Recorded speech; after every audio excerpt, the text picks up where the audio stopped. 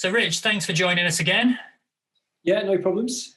So you've changed from a big orange jacket into a slinkier red jacket just there. And this is the Orbital jacket, which I must admit from our little chat beforehand, I'm excited to see because sounds super stretchy, super breathable, and kind of super like a soft shell, but not a soft shell. So yeah, this is quite a different beast to a Two Black Atmo, or indeed anything else in our range. Really, it's an amazing thing.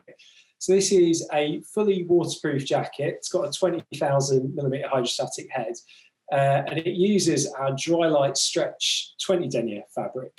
And it's very, very hard to get across the video just how comfortable and light and stretchy this is. So it's got 4-way stretch, full stretch, and it feels like the kind of lightest, stretchiest soft shell you've ever worn, really, but with the benefit of being a proper taped waterproof. And it's also got a 35,000 grams per square metre per 24 hours, that's a lot to say, rate of breathability, which is, it's going on for double the kind of breathability that you often see in kind of most lightweight waterproofs. So it's pretty impressive stuff. To put that into context, that sort of level of breathability is the sort of thing that, you could actually go out running in or or given some serious, uphill pacing, and it could actually deal with that, which not many jackets can, because obviously there's always going to be some element of condensation, but you can certainly work up a good sweat in it. It is, it just feels generally more comfortable. I've worn this fabric quite a lot, and you kind of continually forget you're wearing a waterproof, I guess. And the nice thing about that is you take this out and you really can kind of comfortably wear it all day. There's a matching pair of trousers in exactly the same fabric. And on the kind of day where, frankly, it goes across a whole range of activities, a wet day hill walking in the Lake District, standard day where it's kind of dry, sometimes it's raining a bit, it's windy. It's going to be great for all those things, but equally slightly more technical use, kind of, mountaineering use, alpine climbing, that kind of thing. It's a very, very comfortable option to be wearing. It's funny when this is one of those products which I really wish we were at a trade show simply so I could put it on and actually feel the fabric, because it sounds, like you see it and you think it's one thing, but then actually it almost belies it's being a waterproof by coming across like a soft shell. Yeah, there's been it's important to say there's been a few fabrics like this come out on the market in the last couple of years. But generally speaking, those fabrics aren't as waterproof as this. They often have something like a 10,000mm hydrostatic head, which in our opinion is kind of falls into the category of waterproof to begin with, but fairly rapidly thereafter not.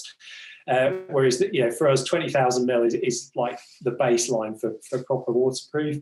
And again, I've had a test, only very recently a test jacket, but I've had a test pair of trousers for kind of a year and a half now. And they genuinely are properly waterproof. And it's pretty rare that you get a product as well that is suitable for just like everything from like summer trekking through to actually something. I know you confess that you'd even, because you're based in the Lake District, so been able to make advantage of some of the conditions we've had lately. But, even using them winter climbing as well, albeit with the strongly worded caveat that a 20 denier face fabric is a little more vulnerable than, say, a 60 or an 80 denier fabric. No, absolutely. Purely in the interest of testing, I've used the trousers now for quite a lot of cascade climbing in the States. I've used them for a good few days winter climbing in Scotland and bits in the lakes as well, as you say. And it's nowhere near as tough as a proper pair of Two Black pants or a Two Black jacket, something like that. Where I've nicked them with a cramp on, you are going to put a hole in them. But in terms of something that's comfortable and light to move in, so kind of wet waterfall climbing, icefall climbing, that kind of stuff, they are really good as long as your footwork is up to it. Yeah. And in terms of the fit as well, because the stretch, it's got perfect freedom of movement for climbing, be that on rock or in winter. Yeah, no, completely. The freedom of movement is great. I'd happily go, for a big day mountain rock climbing this or something in the lakes. The kind of day where you set off and you're not quite sure if you're going to get wet or not. this would be a really good choice for something like that. And it's got the kind of features that we put on our other shells. So it hasn't got the absolutely enormous hood that we find on something like a 2-black or a 2-black Atmo jacket, but it's got our standard mountain helmet compatible hood.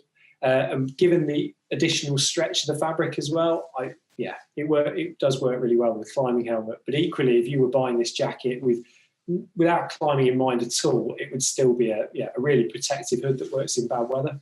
It's going to be a really difficult one to market because it's too good at many things. Yeah, no, it has a real sort of, you can really stretch it across a lot of different activities. As I say, maybe not as durable as our toughest shells, but as something to wear, particularly through spring, summer, autumn, especially. It's a really great fabric. Well, I look forward to actually getting my hands on one of these and seeing it and putting it on sometime. So hopefully that opportunity will arise within the next few months, because it sounds like a really exciting product. And the fact that, like you say, there's other fabrics that sound similar in terms of spec, particularly in terms of the breathability, but those have almost half the hydrostatic heads. So the fact that, well, we live in an exceptionally wet nation, makes it even more appealing. Yeah, no, it's something we're really excited about, this fabric and the jacket and the pants together, because we did sort of, I guess we spent a lot of time kind of trying to find exactly the right fabric. We didn't want to rush to something which kind of only half did the job as far as we were concerned. And what we've ended up with, we're really pleased with. Cool. Well, thanks ever so much for taking us through that, Rich, and look forward to catching up soon. Thanks, Rob.